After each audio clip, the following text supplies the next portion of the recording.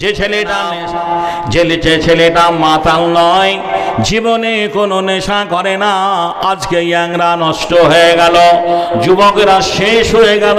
সুবহানাল্লাহ, কত নেশা উঠেছে। মদ ছাড়া সুবহানাল্লাহ দিন রাইতেও নেশা আছে, জানা ছিল না। আপনি যাবেন, আমরা বাংলা ঘোরা মানুষ বিভিন্ন স্টেশনে দেখবেন যারা ট্রেন সাফাই করে, ট্রেন ঝাড় দেয়, ট্রেন পরিষ্কার করে, ওই ছেলেগুলো মানুষের কাছে হাত পেতে পয়সা চায়।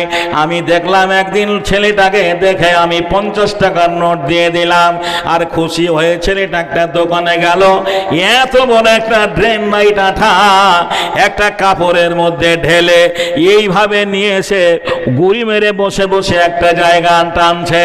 কিছুক্ষণ পরে দেখা গেল ছেলেটার চোখ লাল হয়ে গেল, এমন লাল হয়ে গেল, নেশা করলে যেমনি লাল হয়। হাইরে সভ্য যুগের স্ট্যান্ডার্ড মাতাল। বর্তমান সমাজ ব্যবস্থায় এমন একটা জায়গায় চলে গেছে, কত কিসের নেশা হয়। আজকে মোবাইল নয় বন্ধুরে, আমার ইন্টারনেটে দেখাচ্ছে।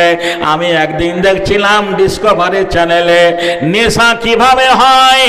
একটা জঙ্গলে ভাবে ঘোরলো, তার ব্রেনে কাজ করছে না, একটা কাজ কি ভুলে গেছে, আর সেটাকে আবার করার জন্য আমাদের দেশের নেশাখোর যারা কাজ করতে করতে একটু কি বলছেন আলিশে আরাম নেওয়ার জন্য ফক করে একটা বিড়ি দিয়া সেলাই বের করে বিড়ি ধরিয়ে দেয়, সিগারেট ধরিয়ে দেয়, ধরে না, টান মারে কথা বলে।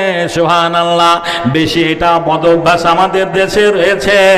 ওই রকম সে তার কাছে কোনো কিছু না থাকায় সে কিভাবে নেশা করলো।